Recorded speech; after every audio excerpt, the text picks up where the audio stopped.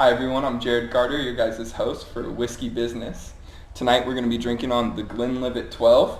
It's a single malt Scotch whiskey. It's going to be a great whiskey to drink on for a fantastic guest, Eliza Odegard.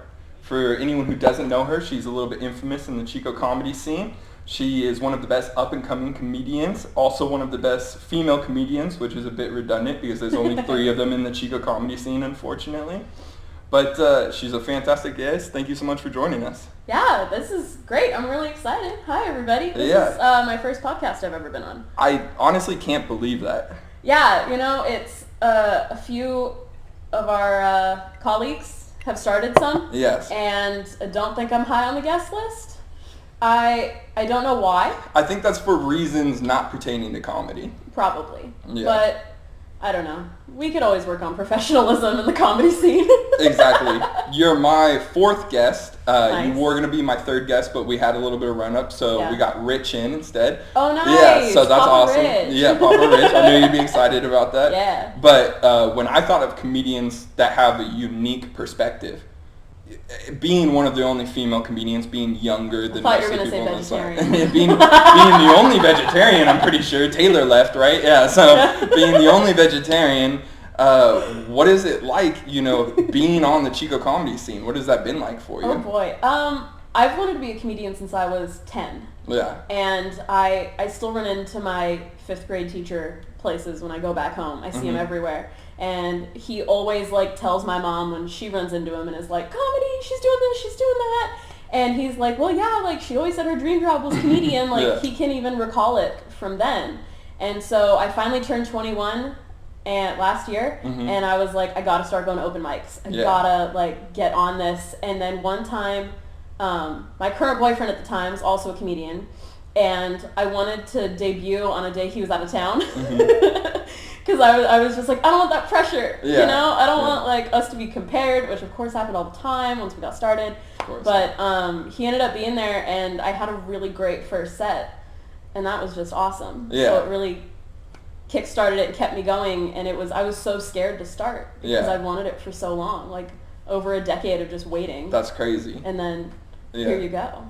Well, and obviously you were in theater before, which I think that maybe not a majority, but a lot of comedians have, experience in theater and stuff. Do you think that it's helped you being a comedian? Oh, yeah. One of Mr. McLean, as I call him, actually, Jacob. He talked about, my first time on stage, and he was like, I'm so mad at you. How did you get stage presence already? How do you already have that? And I was like, dude, I'm a theater major. Yeah. I'm paying to do that in college. That's what I'm doing.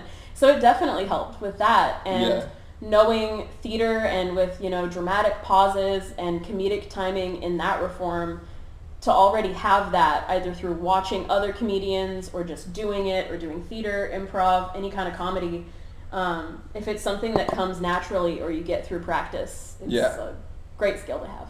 Yeah, and I think comedy is just repetition, really. Getting good at comedy is you have to do it a lot. When you were first starting out, you said that you were, at the time in a relationship with a comedian. Did you find that helped being in a relationship with a comedian, starting comedy? Or, what were kind of the drawbacks, but also some of the good things about that? What I noticed was that after I became a comedian on my own, people started to give a shit who I was. Yeah. Being that guy's girlfriend meant nothing. It wasn't... Not that, fuck your way to the top or the middle or whatever jokes I get, I've gotten all of them. But having that, as a starting place, I could have just come in on my own, and I feel like I would have gotten the same kind of respect starting out. But everyone was really, really great, really welcoming, always willing to give advice, always, people coming up with tags for the end of jokes, and just writing it down, being like, here, you don't have to take it, but here, just... That's great. I'm not even going to edit that 4 out. green beans for dinner. I'm not even going to edit that out. Leaving that in there. Well, that's awesome. Yeah, it was great, though. Yeah, and, with comedy, you said you'd wanted to be a comedian from when you were 10 years on, pretty much. Yeah. So how, as a young kid, did you get exposed to comedy, and how did you know that you wanted to be a comedian? here's something. I get asked that a lot, both as for those of you who don't know, I'm a comedian, stage manager, and playwright. Yeah. So for all of these things and all these career paths, you get asked that question a lot. You know, how did this start? What's your earliest memory? Like, I have to go back to my parents for that stuff. Yeah. Like, a memory that I actually have, and there's video proof of it, is my grandpa, who died when I was really young. He would follow me around his house with like a video camera, and he'd call me Tasmanian Devil because I was just always going. And one day there's a tape where he's like, now if you're gonna be like an actress, you're gonna have to learn how to stand still. And it's like he knew, I don't know, but I remember that. And then I don't know, I just loved comedy. Like, I would learn songs from musicals when I was little, and I'd sing in the car with my mom. That competitive bitch. No, I'm sorry, Mom. Oh, we're going to have to get into that. We're going to. This might be a therapy session. It might. Well, is it comedy? Like, pretty much, Ain't that the biz? I've gotten in trouble for that before. Really? Yeah. Therapy on stage? Wearing your emotions on your sleeve during stage. Oh, well, at least you're not wearing scars. Yeah, exactly. Right? Yeah. It could be worse. Yeah, it could be worse. It could be worse. Yeah. Yeah. Well, I mean, we could touch on that. That would actually, I would love to get into that. You had been battling with depression very openly as a comic. Do you think that sort of inner turmoil, it benefited your comedy in any way? Do you think that it helped you get to places that normally you wouldn't have? I think so. Yeah. I mean, I'm an advocate for mental illness. I have several. I have sleep paralysis. That's a fun one. Yeah. I had anorexia. Now I have bulimia. So I went from the acceptable one to the gross one. I made the wrong kind of transition. Yeah, I understand. And then I have depression. I have an anxiety disorder. Yeah. So with all these things, you know, I am who I am, and we're only going to be able to talk about it and really deal with the issues and feel socially acceptable and fucking okay enough to go places if people are talking about it. And it's acceptable to talk about it in jokes. So, I mean, being depressed and self-harm and shit has given me some of my best material. Yeah. Like, one of my favorite jokes is 146 alternatives to self-harm. A great one, my therapist gave me a list, and number 10 was, just tell yourself those scars won't look cute in the summer. First, that's optimistic. I was like, Brian, are we gonna make it there? And then ouch, that's hurtful. You know, like, fuck, like, they don't, but shit, you gotta tell me that now, you know, damage is done. Like, that's funny, and it's kind of been like a relief, kind of. Oh, sorry. That's perfect. I was trying to remember the comedy special Nanette on Netflix. Have you seen that? No, not yet. With Hannah Gadsby. I haven't seen it yet. I suggest it. It's really good. She does like attack men for a minute, but you can handle it. You're a solid dude. I'm not like, don't be offended. Hey, I hate guys too. We hate men. So she talks about like going on medication and kind of the stigma with that, and she's like, to be an artist, don't you have to suffer? Like, that's kind of the stigma. Like, I let my depression and anxiety and mental illnesses go on for so long without getting meds, without doing therapy, just because I was like, I'm an artist. What else am I going to write about? And there's what such else a am I going to talk about? You know, when you reach out, it can feel almost, you feel vulnerable. And so it's I think art has always been a natural release for people in that way. And I'm glad to hear that it, you know, comedic art was that for you. Yeah, because we make it beautiful, or we make it funny. And so just Hannah Gadsby has a great bit on that, if you want to watch. Nanette. Nanette on Netflix. On Netflix, yes. For all the Hulu users like me, get Netflix. You have both? I don't have both. You don't have everything? I'm stuck in the Middle Ages, I know. Oh, no. I need the Netflix renaissance. So I don't know much about, you know, you're growing up. I never really got to ask you about it. What was life like growing up for you? Did you grow up in Chico? I grew up in Yuba City. Gotcha. So still 530. Yeah. Still, you know. Still dirty 530. A little bit garbage, not gonna lie. But something that bothered me when I came to Chico is people like, she's from Marysville. No, I'm not. Right? Anyone who's from Yuba City will, to their dying breath, be like, I'm not fucking from Marysville. Like, there's a bridge, there is water in between our cities. you lose IQ points going over the bridge, is what my dad would say. So just, no, I'm not from Marysville. Yeah, you're from Yuba City. Let's make that clear. Yuba Shitty. Yeah. It really smelled like shit one time. I don't know if you know. When I got there, the thing that startled me was that your Starbucks has chickens just walking around. Yeah, that whole area. We got the chickens. We always when there was like the flood about to happen with the Odegard Dam, and then the campfire, everybody was like, save the chickens. Yeah, they've been good to us, I mean, my upbringing was good. Yeah. Like, I do complain about it because, excuse me, that's who I am. I mean, I have good relationships with my parents, even when, things aren't very good, but I know that they've always loved me. Yeah. They're finally getting a divorce this year, which has been fucking 26 years and counting. Like, people are like, I'm so sorry for you. I'm like, no, I've wanted this since I was 5. Like, since I was crying under the table because they were fighting. Like, that's what I wanted. Growing up with a lot of tension, Hannah Gadsby also talks about this. I guess that's just who I'm going to talk about today. Reoccurring theme, it's okay. Yeah. She talks about that comedy's like a release of tension and how comedy's kind of an abusive relationship. Like, we as comics create the tension and then release it for the audience. Like, we're manipulating their, feelings and stuff.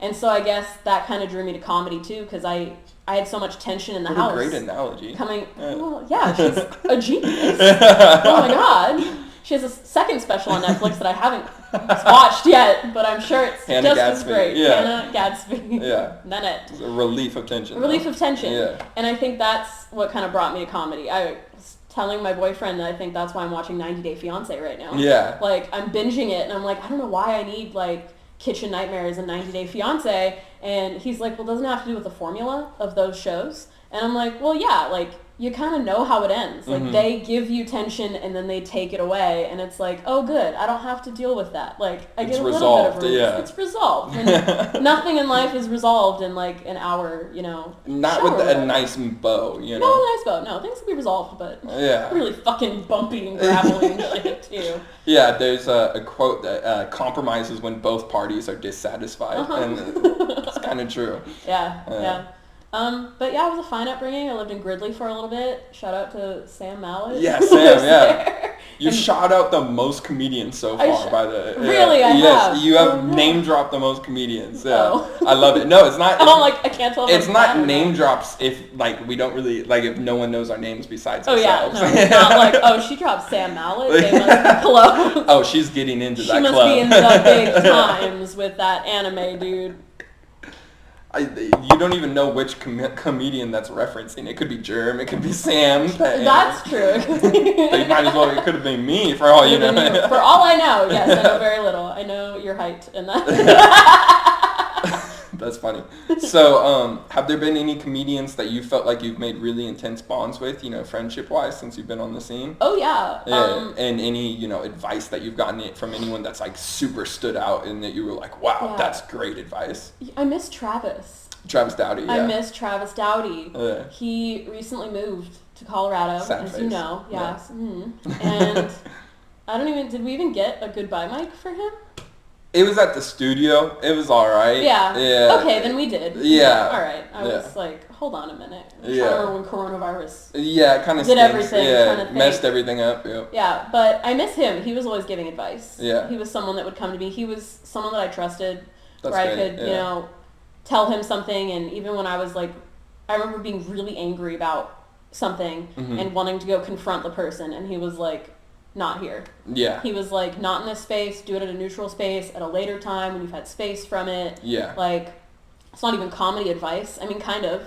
It's good life advice. Yeah, good life advice, and good to be like, just keep it professional here. Like, there's no need, like, even if you want these other people to hear it because you've been hurt or whatever, like, it's not worth it. I got the same advice in a situation, and it was the best advice to not, attack, to just lay low for a minute and let this pass over. Yeah, and then that's exactly what happened. The person ended up reaching out and saying, like, thanks for being on the show. Yeah. And then I got to say, hey, like, I kind of had an issue with this, it made me feel this way. I'd appreciate if it didn't happen again.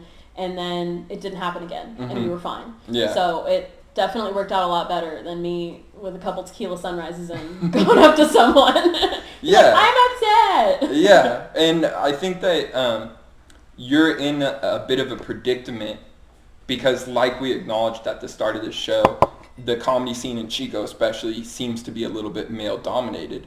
And some people might not take what you're saying 100% to heart just because you are a female. I'm not saying every male comedian's like that, but sexism is in the comedic, you know, world. I would love to talk about that. Yeah, please do. I'm very vocal about it. And it's not like I share my experiences with the men in the scene that I trust. Not like, one, for my own protection, just so they know, so that if anything, not that any of the men in our scene are violent or ridiculous or over the top or mean or anything. Like, we don't have anybody like that, thank God. But just in case something were to happen or lies were to be spread or something, I have some kind of protection. Some person in the know, like Germ is great for that. Germ's awesome. I tell Germ everything. Yeah. I'll text him at 3 a.m. being like, I'm upset. And then he'll get back to me whenever, but he gets back to me, and I trust the things that, you know... He's a good friend. He says he's a good friend. So I tell people like Germ my experiences as a female comic in hopes that they go to their boys and say, hey, that wasn't cool. Yeah. Or they notice a pattern of behavior and saying, like, hey, man, like, what was up with that, you know? Because a guy won't hear it from me, you know? It won't work. Yeah. So the best strategy for me, like, I'm not going to stop going to mics. Like, I would hit that down low every Monday as the only female comic every Monday for months. Not because I enjoyed my time there, let me tell you that. I could see why, But, like, you know, that was the place where I'm the only female comic, and I refuse to let a mic be all males. I refuse. Maybe that's petty of me. I don't think so at all. But, like, I refuse for the guys to have one boys club mic where they just get to do whatever, and they still do whatever. Like, that's a mic where I've been ganged up on. Yeah. And called names and stuff because I'm the only female there. You know, it's where most people point out my boobs for some reason. You know, that's it. And I handle it. And sometimes when I tell people when I'm frustrated with something, as a woman, you get the response, well, that's just what you'll have to deal with. That's the industry. Yeah. And if you're telling a woman that, you're part of the problem in the industry. Yeah. Like, that's not, you know, that's not cool. And I thought of today when I was thinking about it, because I was like, oh, the whole Crystalia thing just came out. We might hit on that, you know, might hit on some stuff. And I was thinking, you know, some guys have just come up to me and commented on my boobs, like, right away. And I forgive that because that might be their, like, defense mechanism, you know? It might be like, I'm going to look, so I'm just going to call it out right away. Yeah. And that way, if she sees it later, it's part of a joke and it's not me being weird. Yeah. And I've made peace with that. Like, I'm kind of okay with that, you know? Just, I mean, don't stare. Yeah. I mean, I'm not saying bring it on, but... I think a good general rule of thumb is if you wouldn't want someone to do it to your sister, don't do it to another woman, you know? And for those who don't have sisters, your mom, you know? Your mom, or anybody, a close female friend, if you have any. Like. Yeah, and I've seen, it's admirable the way you turn around sexist comments made towards you. That you have a way of almost kind of exposing them for, like, what are you saying, you know? Has there ever been a moment where you've been in a situation where it's gone like that and another male comedian possibly has come to your defense and helped you out in a situation that you can think of off the top of your head? Oh boy. No, I've had, like, the opposite happen. Really? Where I remember one time distinctly I went to a comic that I trusted. Yeah. And who had said, like, I'll help you out in these situations and stuff. Yeah. And I said, hey, I was called a whore on stage. Yeah. And here's, like, the story, you know, because he brought up something about that person, and I was like, oh, well, he just called me a whore on stage in front of, you know, people I respect and love and everything. It happened more than once. That's and terrible. The guy defended him and immediately was like, well, you were kind of dressed like one. Or, you know, I got kind of that comment, and I was like, now I can't trust you. Yeah. And that sucks. There's already a small circle, and now I've just got one person smaller. Like, now you're out there. Yeah. Dude, and then another time, I was at the Down Low, and I was the only female comic there, and there was a guy who was, like, trying to buy me drinks, and he was, like, a lot older. Gotcha. And I, like, took the first drink just to be nice, because he was like, I'm a fan, and I was like, okay, cool, like, I'll drink with my fan, you know? But as a woman, there's that line at the bar, because now he's bought me a drink. Am I still a comic that he's going to, like, are we talking shop? Or am I a woman now that you're hitting on? Yeah. Like, am I someone you're trying to take advantage of? Am I, where's that line? And men don't know, and sometimes women don't know. And we act in a way that's like, get me the fuck out of here. Yeah. So I like grabbed a male comedian real quick who I trusted and was like, hey, like, this guy's being weird. Like, I don't really trust it. I'd go by myself, but I think, like, I don't want him to follow me to my car or something. Just say, like, hey, babe, let's go. Pretend to be my boyfriend. Yeah. I'm ready to leave. Like, take me. And he was like, no. No, why would I? Just walk away. Just walk away. Fuck him, just walk away. And I was like, smaller circle. Like, fuck. Yeah. Like, now I have one less person to trust. Damn. Yeah. Like, and That's I would have asked the unfortunate. other guy that was there, but that was my ex-boyfriend. And Yeah. I didn't want to do that at the time. For natural So I was reasons, like, shit, So I was, and I exited, and everything was fine. That guy didn't do anything. But, like, I specifically asked for your protection. I was asking for backup. I was like, be an ally, real quick. You can come back. I'm not saying you have to now take me home. Yeah. I'm not saying we're now leaving. I'm saying I'm ready to go. You're going out for a cigarette. Help me out. Just fucking walk next to me. Yeah. Like, that's all I'm asking of you. I don't know why it's so hard. Like, you would have done that Definitely. in a heartbeat. 110%. In a fucking heartbeat, you would have done that. Yeah. Well, and it's unfortunate because if I was offered a drink after a show, I wouldn't think twice about taking it. I wouldn't even analyze the situation. But as a male comedian, what are some steps that you think I and my fellow comedians can take to kind of get away from this like need almost to be sexist and stuff like this on stage and stuff? Oh gosh. It's a super hard question, yeah. Something that I wish would happen is if people would stop telling female comedians to take a joke. Because, if you're just gonna make up shit about me on stage and then later be like, sorry, I didn't realize some people can't take a joke. If that's your apology, that's kind of fucked up. Don't reach out to me to apologize and then smack me in the face with, you can't take a joke. At least I can write one. Like, that's kind of my, that's my next reaction, fuck, at least, I have new material every week. Where's yours? Part of me knows that I'm a little bit of a threat because I'm not going to downplay like I'm good. I'm good at what I do. I've wanted it for 10 years. I work really fucking hard at it when I do. And, like, you do too. I see you with new material all the time. Like, a lot of people do, and then a lot of people don't. And when you become threatening to a man in the comedy scene, I don't suggest it because it fucking backfires. Like you a cornered animal almost. You get like respect from the good ones and help, and then all you get is shit from the other ones. And I sent out like all these tweets yesterday about the Dalia thing because I was so disappointed, and I was like, don't say that women can't take a joke, most of the things that I've already like explained here. But one of them was just like, I feel safe on stage. Make me feel safe off stage.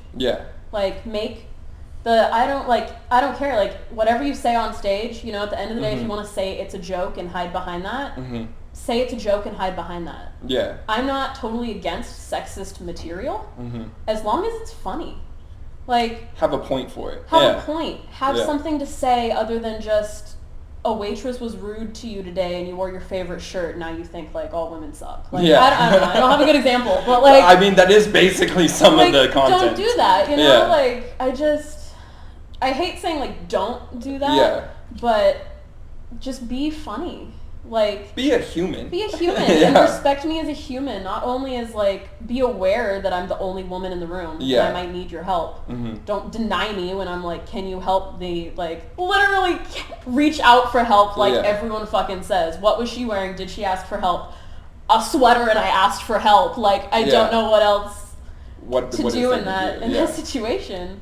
Well, I think that there was a great metaphor in there that you said you feel safe on stage. And I think in a lot of ways that's because on stage you have a voice and no one can silence you. Whereas when you're off stage, it seems like other comedians try to silence strong female comedians. And that's unfortunate. We shouldn't have that being furthered, that agenda being furthered. I 100% agree with that. And so, I know that there's Sydney's a great female comedian. Cassidy is funny. Do you hope to see more up-and-coming female comedians after COVID's over? I do. We had one girl that was good, that was one of Dylan's friends that did one of his lab open mics. I don't think I saw her. Yeah. Even those fucking suck. I'm sorry. Yeah. No one ever shows up to those lab mics. Like, I want to go so bad. It's a nice place. Like, they have good food. They have good drinks. Yeah. Like, everything. It's a good atmosphere to Mm-hmm. perform. They have good stage area, but it's just like, it's not downtown. Like, no one shows up to that. Yeah. You know.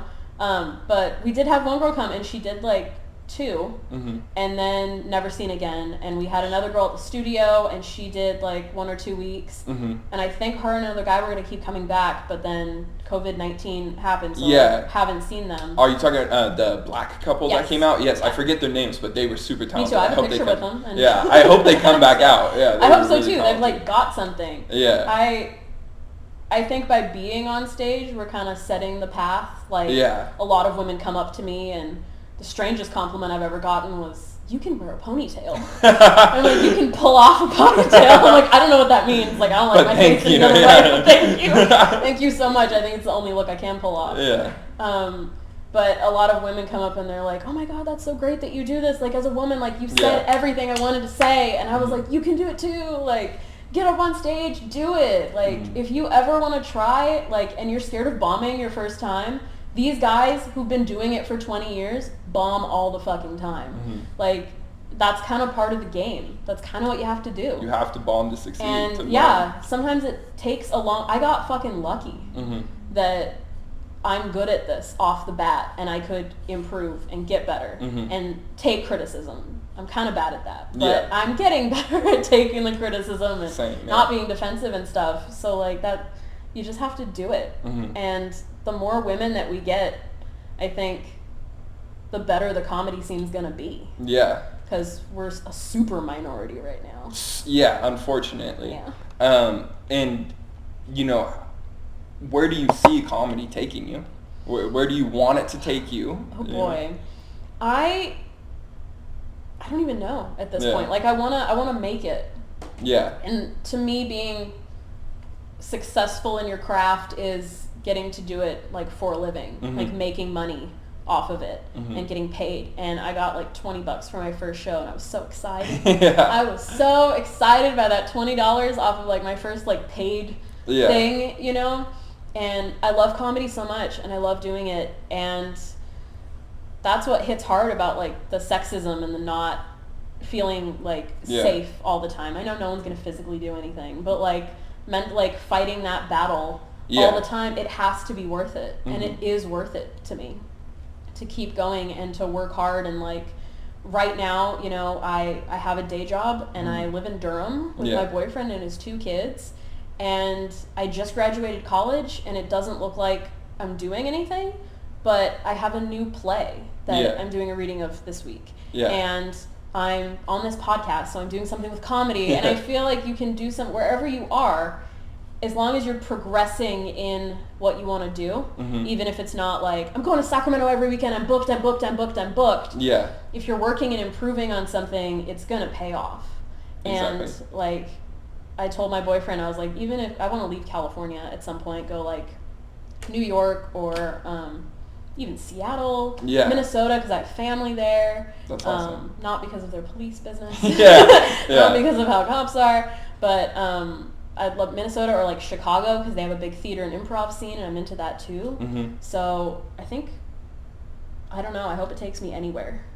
Like, even if I don't get there for another 10 years, then I'll be 32. Like, Yeah. that's nothing. That's my boyfriend's age. Like, That's when people are starting out in comedy. yeah, sometimes. exactly. Yeah. That's like when it hits, and Mhm. it's just got to be the right time. And until then, I've got good material, Yeah. and it gets me reasonable bookings, Mhm. and I have fun with it. Mhm. And as long as I'm still having fun and meeting good people and getting different perspectives and pushing myself, because in Yeah. comedy you have to, not just like what boundaries can I push, but can I write 5 new jokes this week? Mhm. Like, will I have anything new, or am I going to say the same thing 4 days in a row and just fucking pray Yeah. that it gets the same reaction from everybody? Yeah. So I want to get into something else. You're a Mhm. fantastic writer. Like you said, you've done a lot with playwrights, Thank with you. theater. Yeah. And I was lucky enough to read one of your scripts that That's was right. a That's hot right. take on a sort of hot button issue with, Mhm. you know, I think it was kind of about chauvinism and about, like the Me Too movement. Yeah, the Me Too movement. It highlighted a lot of, practices that men do and responses that women have that are comedic in element. With the Me Too movement, when you were writing that play, what were some of your inspirations for that? And how difficult is it to make the Me Too movement funny? I think for difficult subjects like that, it's kind of easy because being on like the woman side of the Me Too movement, I know like what is so ridiculous about it, and then I think other people who are on the other side of like not believing women and or just like defending these men or whatever they think is the right thing to do in that situation. I don't think anyone is purposely like, I'm gonna say fuck you. Like, you're on either side because that's what you truly believe is, better. Yeah, but come into defense of the allegations. Yeah, so then people like coming to defense of the allegations will find it funny because like it's true. Like that's what we're seeing. And I'm trying to like remember that show because I like wrote it and I sent it in and was like, I'm done with it. That's funny. But basically like her Jared's character. Yeah. Jarhead. Pretty accurate. Jarhead, because sometimes in my mind I call you Jarhead as like a joke in my mind. Like it's okay, Jarhead. So Jarhead tries to get on this TV show by fucking this female producer. And she's the only woman. He's like, no, I know how the Me Too movement works. I've been following it. I know I gotta fuck you to get ahead. And she's like, that's not the point. So like, I think it played on someone's misunderstanding of it. But then because it is the true, like, that's how the industry has been for so long. The producer calls her boss, who's a woman. And the woman is like, well, yeah, that's how I got to where I am. Like, that's exactly what happens. Fuck him and then he could be on the show. Like, you've been following the Me Too movement, have you not? So, like, just reconfirming, like, kind of that women are kind of made to feel crazy in the situation of, like, no, this is wrong, right? And, like, talking to a higher power and a reasonable person, and there's no kind of in between of how that goes. Well, and I think it does a great way of playing on the conceptions of sex for both sexes. So men see sex as maybe not as much of an issue, and that we can use sex. And for a woman, coming from a woman's perspective, I thought it was great because you understood the male's perspective. You understood that how you could see the Me Too movement and equate it to think in a fucked up sense that, oh, okay, so all I got to do is bang this girl to get this spot on the show. Which is great, you know. And flipping it, having her in the power position. And still trying to one of, I think, the cases that Jarhead, like, and the boss make is, like, first of all, that's how this goes. And second, like, take it back for women. Like, this is your chance to fuck the nobody and make him, like, your little bitch. Which is not what women want at all. No, like, which is not it. And she's sitting there like, no, like, this is crazy. Fun fact, that's actually... it was going to be performed at the Blue Room, and that ended up not happening due to scheduling conflicts and all this stuff. So I took it to Slow Theater in town, and they liked it, and we're doing a thing called Garage Fest, which was That's awesome. June, late May, and this year it was also supposed to be then, and we were going to use that script with different people and how we were going to cast it, and I was going to work on it a little bit more because I know it wasn't, finished it at 4 a.m. or something. Send it in. So I was going to edit it, so it will be seen in October at Garage Fest. That's awesome. TBD. Garage Fest, Chico, California. We'll keep you posted. Yes, we will. Well, that's awesome. How do you like the whiskey so far? I don't know. Are you even that big of a whiskey drinker normally? I don't think I've ever had whiskey that's not a shot. Okay. I've never just sipped straight alcohol. It's good, right? Like, it is. Here, I'll fill you up. It goes down well. Thank you. I like these hummingbird glasses. Oh, thank you. It's very, like, who you are on the inside. I believe they were my grandpa's. Really? Yeah. I'm just like, I don't know if anyone can see. Can't see. No, it's too small. But I mean, maybe if you get it up closer a little bit. We'll zoom in. I'll show a picture of them. Yeah. I'll take a sip. But yeah, let's hear your review. Well, I'm more of a wine connoisseur myself. A good Cabernet Sauvignon is what's good for. I like the reds. I'm a red bitch. I can handle it. So that's my review. It goes down smooth. Yes, it is smooth. It's a full-bodied whiskey. You can definitely taste some of the cask. Yeah, I was gonna say cask, but so stupid. But you can taste it. The wood in it, it definitely has a very oaky aftertaste to it, which I like a lot. You get a lot of the whiskey inside of it. I personally think Glenlivet and then Maker's Mark are my two favorites. Okay. Yeah, I don't know if you have a lot of experience with Maker's Mark. I do not. I'm a well drinker. Phil from Chico's whiskey of choice, Maker's Mark. Oh, really? Yeah. Okay, all right. Yeah, shout out Phil. Yeah. Shout out to Phil. Yeah. Happy Father's Day. Literally, Appa. We don't know. Yeah. So when I met you when I was first coming into the comedy scene. I met you at my first mic. You were there for my first ever set. I remember that mic. It was Raven Wilkins was there. Shout out Raven. She's the best. I fucking love her. Yeah, please be a comedian. Please be a comedian. Also, should be one of the best up-and-comers in Chico. Way more talented than I myself am. I will happily admit that. She's not a fool and won't put up with the bullshit that have to put up to. I mean, she might slap a few people, but... She might. I wouldn't count that as putting up with the bullshit. No, not at all. Yeah, she would regulate people. She would regulate. Yeah. Yes, ma'am. But when I first met you, obviously you welcomed me in, and that was awesome. I loved that.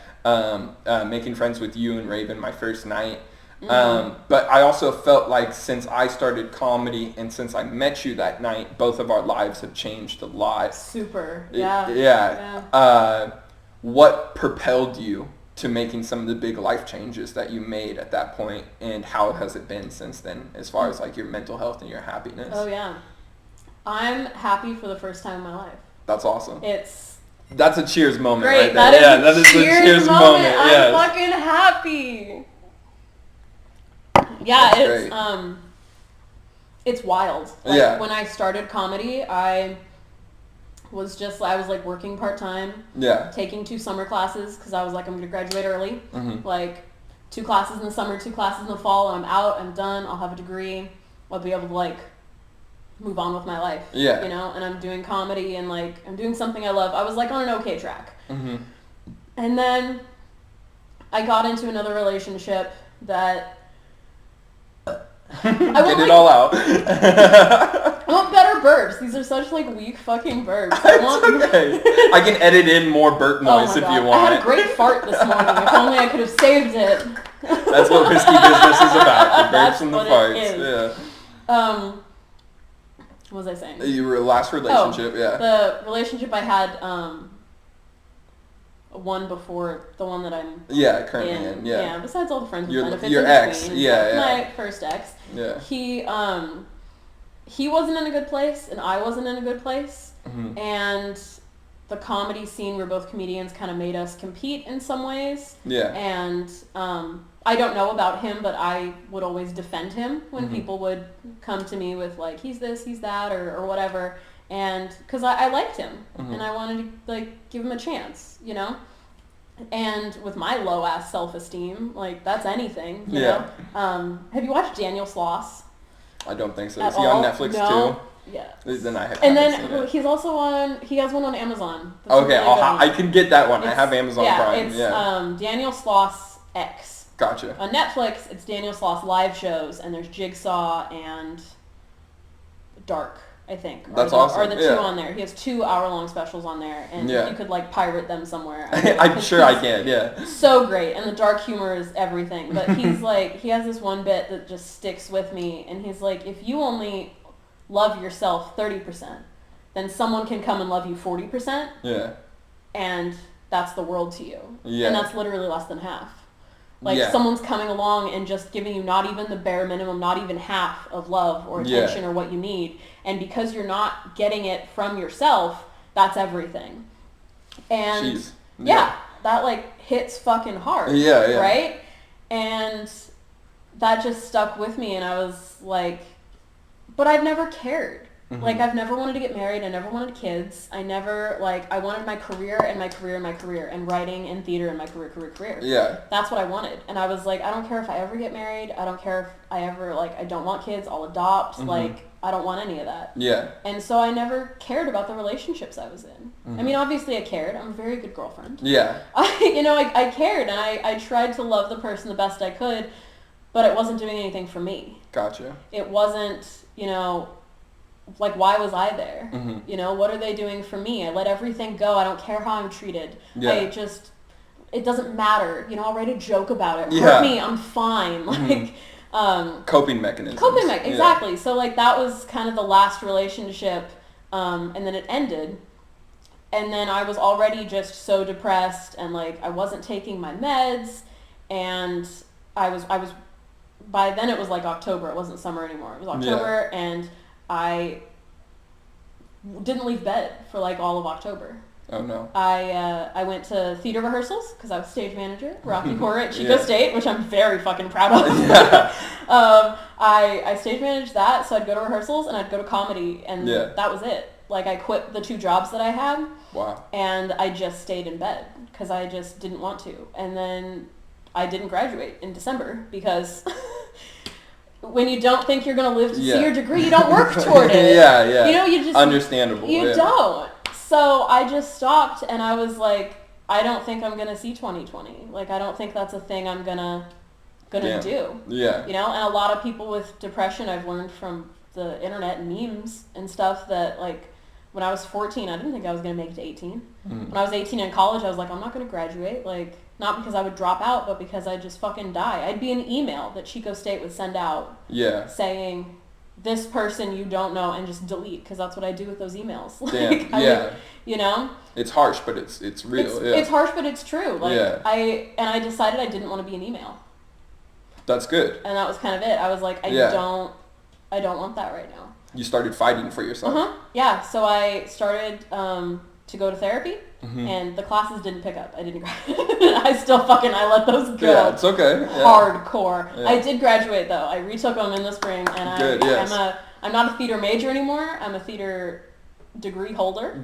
I'm a theater graduate. Yeah, that's awesome. And I'm fucking happy with that. Yeah. So I started going to therapy, and it was 6 hours a day. Mm-hmm. And then I would go to comedy at night. Mm-hmm. So I would be waking up. I would be participating and doing things. Mm-hmm. And I really wanted to live.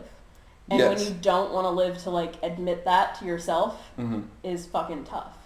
And I think a lot of people in comedy have some kind of a similar journey. Yeah. And I would, I talked about my scars, like, as soon as I got them. Mm-hmm. The night that I met my current boyfriend, I talked about my scars on stage. Yeah. And he came up to me and grabbed my arm and was like, let me see. Like, he was so interested. He's like, I've never met someone that does this. Like, what's your story? What is this? So it helped me with that. Not that I'm not endorsing it, but if something good can happen with it. I don't hide them because I want us to talk about it. And I appreciate you letting me, like, talk about it. For sure, Let's see. I gotta speed this story up. No, take your time. I made it to November. Well, I think that the best part of that, what I took away from that, is that you had a realization, like you said, where you didn't want to be an email, and sometimes you kind of need, like, a kick in your ass. And I think that maybe the pain of the previous relationship that you were in, of realizing that I'm half-assing my love for myself, so this half-assed love feels good. That it was, sometimes people can be put in your life not to be there forever, but to be a good reason to make changes that are better for you, Yeah, and, like, I hate to be that bitch, but if it weren't for my boyfriend and his kids, like, I don't think I would be here. That's awesome. And, I mean, you said that you didn't even want kids. You were so career-focused. Yeah. Now that you are basically a mom to these 2 kids, you're around them enough, and you mother them. You're very, maternal. Yeah. Exactly, yeah. Do you think you could ever go back to not being around kids, to not being this maternal influence? I mean, now I'm just, like, scared. Yeah. Because, like, I never wanted to give birth. I never want to have my own kids, and that's still true to this day. Do we use protection? No. But, like, that's still true to this day. It's the modern day, at least. You have other options. Exactly. So, like, I don't want to physically have them, so, like, these kids to me are the only kids I'm going to raise. Yeah. So even I'm in a really weird spot. Like we all live together. I'm living with my boyfriend and his kids. Yeah. And I tell people that they're his kids, but when I talk about them, I'm just like the kids. Yeah. You know, I don't call them like mine yet, but I'm doing just as much parenting as he is right now. And I feel so often reduced to dad's girlfriend. Like, I pick up schoolwork for them, and they're like, how are you related to them? And I'm like, oh, I'm dad's girlfriend. And they're like, okay, dad's girlfriend. Like, that's just, to me, that's not who I am. Like, I have an individual relationship with his son and with his daughter, with both of them. Like, you know, it's just tough to be in that, like, I don't have anyone to talk to. If there are any kind of stepmoms out there, like, because we're just dating, we're, like, not official. Like, I have... Jared's stepmom. Jared's dad's girlfriend. Jared's dad's girlfriend. She understands the best. Yeah. She like understands, so I'm just like kind of stuck in that. But I think I could go back. I think it's just that this man and these kids are so special. Like if I didn't believe that this man was my person and the one that I like will end up like I want to spend the rest of my life with this person. That's He's fantastic. Just so great. The running joke is like all of college I was like, my soulmate is not in Chico. I'm not going to find the love of my life in Chico. He was in Durham. Yeah. So 15 minutes out. So I was right, but technically speaking, right. Until Durham's incorporated, she was right. I'll be right for now. For now. Yeah, I love him so much. Yeah. But then meeting his kids and knowing who they are, it was easy to. They're great kids. Yeah. My new running joke is that they're the best birth control in the world because I couldn't make a kid like that. Yeah. I have too many fucking problems. They're both happy and healthy kids. Yeah. And I want them to stay that way. Are two daughters or? Son and daughter. Son and daughter. Yep. So for the daughter, for your career path, becoming a female comedian, hopefully becoming a renowned female comedian. Not to say you're not renowned in Chico, but internationally renowned. Hopefully, you know? yes. What type of role model do you hope to be for her? Well, their mom is kind of still in the picture, but Gotcha. she lives at it, so they go back and forth. Yeah. We're kind of home base, and then they go. Nice go to have a visit her break. sometimes. Yeah. I just for these kids like being an ally of the Black community and the LGBTQIA plus community, and persons with disabilities, since that's my job now. I work with people with disabilities every day. Yeah. That I want them to be good people. I want them on the right side of their history when they get to make history. Because we're making history now with all the protests and all the movements happening. Yeah. Like, we're doing it. I saw a tweet that was like, how are y'all repeating history? You're failing an open book test. Yeah. Like, it's what's already happening, and that was great. Yeah. And so I try, like, they ask a lot of questions. I don't know if all kids are this way, because I don't hang out with a lot of kids. I hang out with two. But they ask a lot of questions, and so I try to tell them, like, okay, well, with transgender people, like, I was watching a documentary earlier. There's a good one. There's all right one. Disclosure on Netflix. Yeah. And I haven't finished it, but it's about the trans representation in media. Gotcha. And I was watching it, and one of the kiddos came in and asked what I was watching, and I was trying to explain to them what was going on and everything. And I just think that's my job right now as an ally and as kind of a parent, is to, you know, my boyfriend's the same way. Like, you know, boys don't have to be this, girls don't have to be this. Like, we both, like, I'm working right now. He's getting that extra 600 plus on unemployment. Yeah, that's super nice. He's getting that shit. Like, well, hey, thank you, U.S. government. Thank you, U.S. government, for the one thing that you've done well. Okay, Yeah. the one thing. Thank you for that. And I go to work every day, and they're kind of seeing that, like, not role reversal, but it's good. It's good for them to see, I think. And since I grew up with parents who fought a lot, my boyfriend and I don't really fight, but when we have any kind of disagreement, I thank my boyfriend for, like, thank you for having this discussion with me. Like, that we can talk like this and it's over in 10 minutes. It's not tension all the way through. And so the kids see, here's a thank you. Here's, like, just a discussion and it's fine. Because anytime my parents, like, butted heads, anxiety. Like, I would, you know, you have to hide, you have to prepare, build a wall. And for these kids, I never want them to feel, like, any tension in the house. That's great. So that's how I'm mistakes. like, raising them. Is just like, they're not going to grow up in the house I grew up in. Yeah, like, learning from your parents' mistakes. Yeah, exactly. I'm going to be with a partner who I love and who were actually, you know, partners. That's in awesome. This. And that's what he said he was looking for early on. And we're so great that he's like, when's the other shoe going to drop? And I was like, babe, I'm in Durham. Like, the other shoe fucking dropped. Like, I'm postponing grad school for a little bit. I'm having kids when I never wanted to have kids. Like, I'm doing all these things, and so early at 22 and he's 33 that, you know, it's so different. But I don't think I could ever, I think I could go back. Yeah. Like, I've thought about it, like, my fight or flight sometimes goes to flight. And of course, like, what if I just left? Yeah. What if I just dropped everything, moved to Chicago and left? And you play through that scenario and it's just like, no, I'd be so unhappy. Yeah. And, like, I tell my boyfriend, like, you have to stay alive. Like, if you died, those kids are out of my life forever.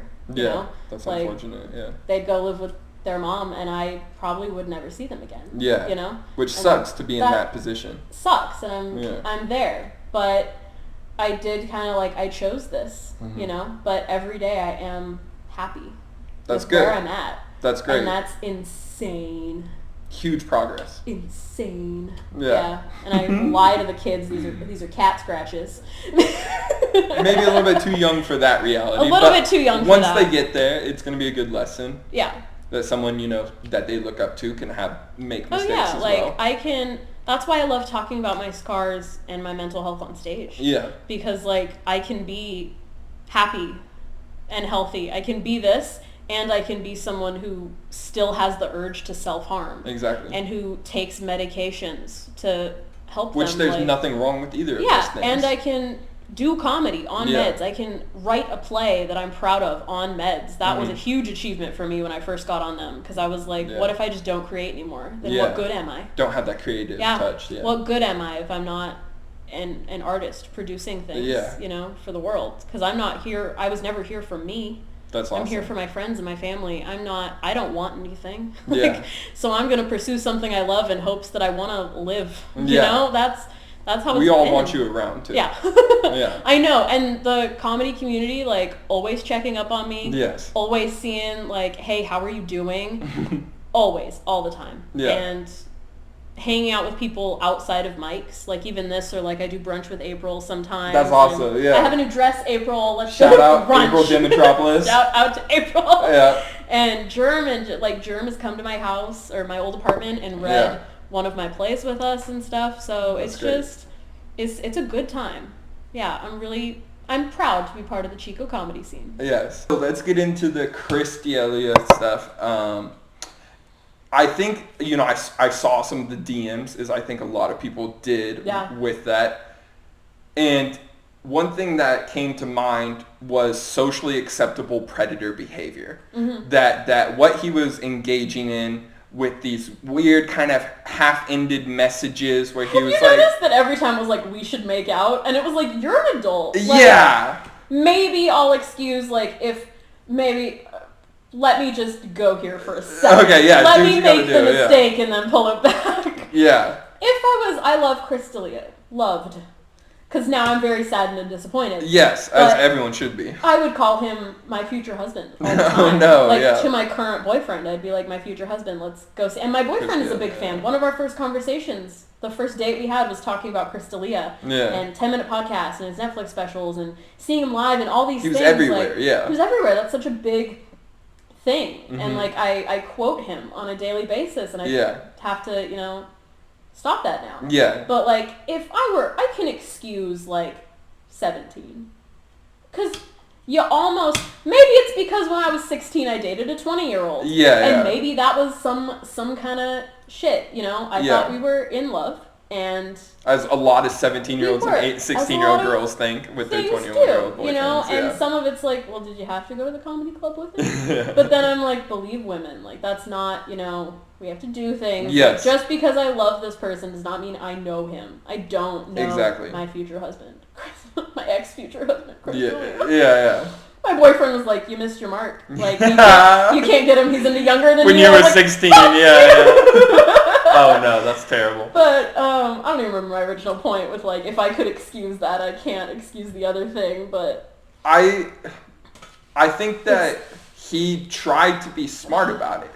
And that's the most disgusting part to me, is that he tried to be methodical with his... Well, because that's what I heard Get comfortable, yeah. Get comfy. Yeah. My boyfriend, shout out to Blake since I've mentioned him. Yeah, go for it, yeah. 25,000 fucking times. We're quarantined. It's awesome, yeah. Who I spend my time with. Yeah. And his kids, yeah. And his kids. Yeah. And he's such a big fan that, like, we've been talking about that for the last week, you know? And he's a huge fan of 10-minute podcasts, and they've pulled that from everything. Yeah. And he was so upset about it. He's like, where is it still? Can I download the episodes? Like, why do you have to pull that? Will Sasso's still a good guy? Yeah, like, why are we? Oh, no. Will Sasso, who's dating a girl from Durham. What? Because my boyfriend went to high school with her. That's crazy. That was big news one day. Yeah. In our relationship. Maybe in not Durham, that's gigantic news. Durham, we don't even have a stoplight. You know what my favorite... they don't have stoplights. No stoplights. I'm living in a town with no stoplights. Yep, I'm from there. Yeah. Let me process. Yeah. And then also say, my favorite thing about Durham is when you drive in from the Midway. Yeah. And there's the Dollar General's the first thing you see. How wonderful. How wonderful. And then there's a sign that says, like, Durham, like... town run on volunteers. Duh, there's like 100 people.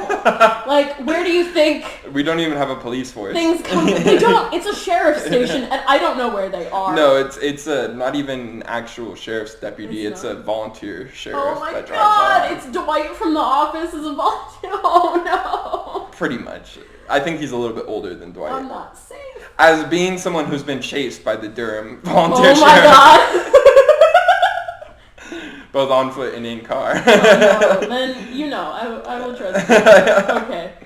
Oh, boy. I lived at Nord Gardens for 3 years, and it's just all a big square. Yeah. And it's a little over, like, a quarter of a mile to go all the way around. And so I'd go on runs, like, if I was frustrated or, you know, as an outlet. Obviously, I'm not a runner. You can, like, see my arm. I'm so insecure about being right here. You can, like... I'm not a runner, but I would go on runs sometimes. Yeah. And in my own apartment complex, I would get catcalled. Oh, no. And I'm like, I'm a neighbor! Like, I'm going to see you tomorrow, Phil. I'm right fucking here. You know, it's kind of insane, but, like, we do have to have that extra radar. Yeah. And as women, we're not taught of how to talk to men. And sometimes it is that, like, it's someone you know. As men, we're not taught how to talk to men about sexual misconduct. And, like, it's... If I was hurt by someone, it's probably someone that I know. Yeah. Like, it's probably not a stranger hopping out of an orchard in Durham. Yeah, yeah. It's probably someone from work or from, you know, I meet at a bar because I do comedy, like, or from plays because I do that. Like, it's someone that I would probably know or who's seen me somewhere. Mm-hmm. And... that you might continue to see afterwards. Yeah, and if you know that person, it's much harder to say no. Mm-hmm. Because there's a little bit of trust in people. Like, a stranger, it's like, I don't trust you immediately. You have to gain that. But once you know someone, there's that little bit of trust that stops you from being like, I'm uncomfortable, this is going too far. Yeah. You have to leave. Well, and with pushy behavior, which a lot of men practice in regards to sex, it's hard to figure out, okay, is this consent or is this forced consent? You know? And that's what I see a lot of the time is I wish there was a way that I could, like, take a girl aside and be like, okay, do you really want to be kissing him right now? But even that has its own implications because I'm a big 6'8" man. And you know? And so... even that is hard. But you definitely, like, shout out to Jared, the host of A Whiskey Business. That, like, you have definitely, like, I remember at the Studio Inn, some, like, way older guy was, you know, hitting on me. I remember that, yes. And you were like, you checked in with me, you're like, are you okay? And I was like, he's pretty much harmless, like, we're good. But I could tell you were keeping an eye. Yeah. And I appreciated that. And I think at the time I told you that I appreciated that. Yeah, like, you were. Because the situation at the bar where the guy wouldn't say, hey, babe, let's go, had just happened. So I was like, thank you so much. Like, not even being prompted, but just having that radar. And instead of guys having the radar of, am I next? To be like, what's going on? Would be fantastic. That's such a little change. To be like trained in the what's going on. I just have very paternal instincts, and so I'm lucky that I was raised that way. That I always want to be the protector, you know. And I think that that's what's funny, because guys are like, let me be the alpha, let me do this for you. And then the same ones will turn around and be like, what were you wearing? And I'm like, fuck, man. Like, no, I don't know if those are true alpha. You know, I think that taking lead in the situation is looking after the most at-risk people. You know, and I think so often I see, especially in comedy, the comedians, the top 4 or 5, will create like a group, an insular group that they will say, we'll give the scraps to everyone else, but we're going to have these same 4 people on every single show. And then maybe like 2 other sets. And that's one thing that I never thought. It's a privilege for everyone else. It's expected to be with us. For them. You know, and that was one thing that I wanted to shake up when I got into the scene. Because I said, these people aren't working as hard as the people on the outside. Yeah, you started your own mic fast. Yeah. Well, I wanted to learn. You know, same with this podcast. I'm trying to learn how to interview, you know, people that I think have something that they can add to the discussions going on right now. And that's why I was like, Eliza's an easy pick for this. You know, because like I said before, and I'll say it a million times on this show, you're the only person who has experienced your unique perspective on the Chico comedy scene. Whereas, you know, I hate to say it, but if you interview Dylan or Sam or, you know, even Phil, you know, maybe not so much Phil because he's traveled, but any of those guys, you're getting a lot of the same perspective as a white male comedian on the scene. You know? And I mean, I will grant that has its own challenges. It can be hard. Because being like, we're facing our own adversities, and instead of finding a way to like coexist and mesh and help each other, we start to be a little, let me tear you down, or let me like, this is what sells, so let me do it. And we're all holding each other back in that regard. Because like straight white male comedians... I'm going to keep trying. You're getting better. That one was a little step back, but the last one was really good. I'm a little bit proud of the last it was a good one. This one was just like, it had to come out. It's all right, get it out. I wasn't ready yet. What does Shrek say? Better this way than that way, donkey. No. So, anyway, sexism. Anyway, but it is hard, like, and I don't want... Like, we're all struggling comedians. We're in Chico. Like, no one's... Made it, so to say. Like, we're all struggling, and we all do have our own perspective on what's going on. But it is hard as a white male comedian to really stand out. And there's a lot of us. There's a lot. There's so many. And just to have that, like, you experience... It's not your fault. You experience the same things, and so some of the same jokes are going to come about. And that creates its own challenges. And as a woman in comedy, and as a woman in the Chico comedy scene, I have my own challenges. Because I'm... And, like, some joke... I know, like, 2 jokes that I have where I'm like, that's such a woman joke. Or, like, I bet every other female comedian has said something like this. And I use it because it gets a laugh, but I don't want to use it because I'm like, just because I'm the only female in Chico who said it does not mean it's an original idea. That's a good inner conflict to have. That means you're original. And I'm trying. And I think men kind of fall into that too, where it's like, women, right? This, right? Let me be weird, right? Like, falling into that, and instead of, you know, how can I differ myself, just pushing further into that a little bit, it's interesting. It is. And a lot of the, like, everybody in the scene has a good joke. At least one. At least one. If we had a night where we'd all tell one joke, everybody would kill. Yeah. They'd use their like joke that's like, I fucking get everybody with this. Yeah, yeah. And some comics that tell, you know, the same jokes over and over and over again, the difference is between some of them, like some of them do it right and I laugh every time. Yeah, yeah. Like Germ and his Oreos joke with the family size Oreos and taking him out on a stretcher. Yeah, yeah. It kills me. And then sometimes there's other people who do the same joke and I'm like, it's the same. My favorite Germ joke is the woman's purse joke. That's it.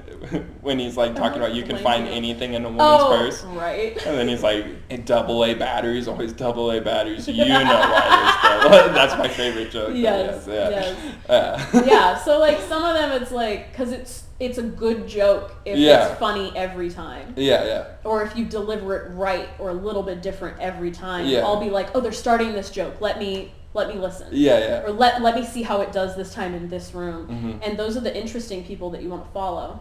And then other people just do the same thing. And I don't know where that comes from, where doing the same 5 minutes is good everywhere you go. I don't know where I've heard a lot of comedians say that, but I don't know if I subscribe to that theory. I'm like, I don't know. Like, I'll do the same 5 minutes for a week if I'm going to 3 different mics. If I know I have a big show at the end of the week that I really want to do good on, and let's say I have like a 7 minutes that I really want to get, then I will practice that the whole week. Yeah. But those are about the only situations where I'm trying, because I want to do new material. Yeah, because you have to rehearse, and that's your trial, that's your rehearse, that's what it is. Yeah, and also I feel like this is a problem that you might have too, where it's just like I'm writing so much that I want to say the latest thing that I said, because every time I write something new, that's my new best bit. And then it doesn't play out. Yeah, maybe it doesn't hit, or maybe it does hit, but there's tweaks that I need to make, you know? Yeah. But by that point, I'm already on to the next bit, you know? Mm-hmm. Like, oh, that's one I'm excited about. And then you do it, and you're like, no one else gave a shit that I shit my pants at work. I'm working on one like that. I really did the other day. Like, oh, no. A little bit shit my pants at work. Oh, no.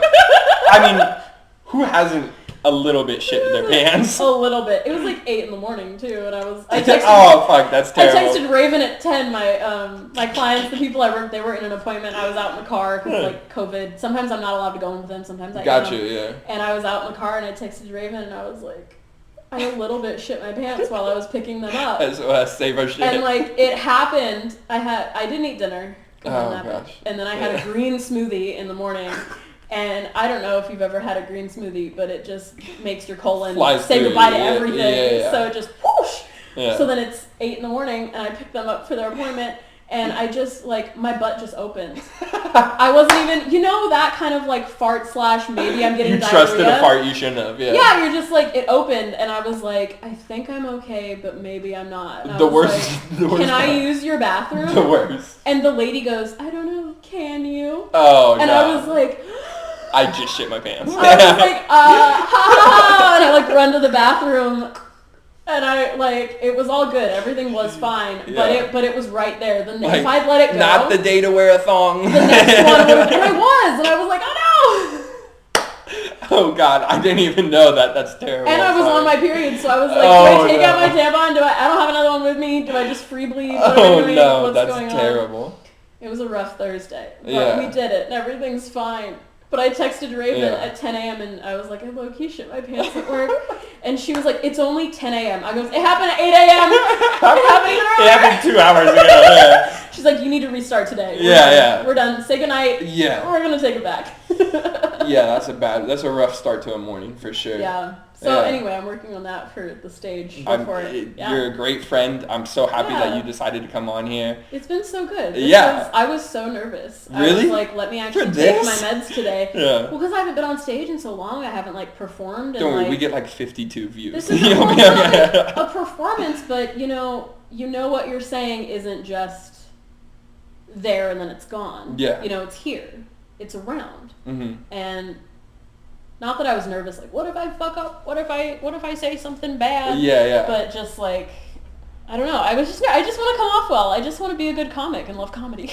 No, the thing about the podcast, and this is why I love it, is because you don't have the pressure to be funny the whole entire time. Yeah, that's true. And I loved that you talked about yourself harming and your depression, your battles with mental illness, because it's so much stuff that as a comedian you make jokes about, but people are laughing at it, and that's good. That's a sense of relief amongst itself. Yeah. But also just to be able to get it out there and say like, this is how I feel in a raw sense. That's great. I like to hear your raw thoughts because there's so much more to be offered there, you know? Mm-hmm. But, you know, thank you so much for joining us. I'm your guys' host, Jared Carter, and this has been Whiskey Business. Can I plug my, like, Oh, yeah, feel free. Instagram Plug all your stuff. plug my pluggables. Yeah, feel free. Plug all your stuff in. So, I've been Eliza O. Follow me at Eliza O Comedy on Instagram. Eliza does not on Twitter, although Eliza does a lot on Twitter.